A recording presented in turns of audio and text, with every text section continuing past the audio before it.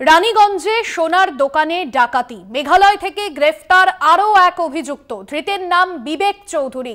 রানীগঞ্জে সোনার দোকানে যে দুঃসাহসিক ডাকাতির ঘটনা ঘটেছিল এবং সেই ছবি আমরা দেখেছিলাম, রীতিমতো পুলিশের সঙ্গে ডাকাতদের গুলির লড়াই, সেই ঘটনাতেই আরও এক অভিযুক্তকে গ্রেফতার করা হয়েছে। মেঘালয় থেকে গ্রেফতার করা হয়েছে বিবেক চৌধুরী নামে ওই অভিযুক্তকে।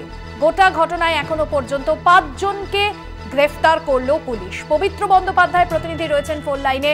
পবিত্র, যে ছবি আমরা দেখেছিলাম ডাকাত পুলিশ লড়াই, এবং এই ঘটনায় এখনো পর্যন্ত 5 জনকে গ্রেফতার করা হয়েছে, নতুন করে একজনকে আজ গ্রেফতার করা হয়েছে। কি জানা যাচ্ছে, কোন সূত্র ধরে তাকে গ্রেফতার করা হয়?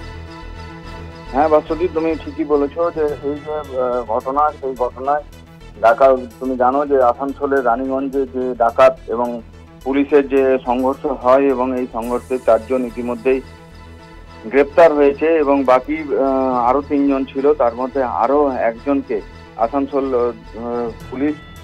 দুর্গাপুর পুলিশ কমিশনারেট তাকে গ্রেপ্তার করেছে।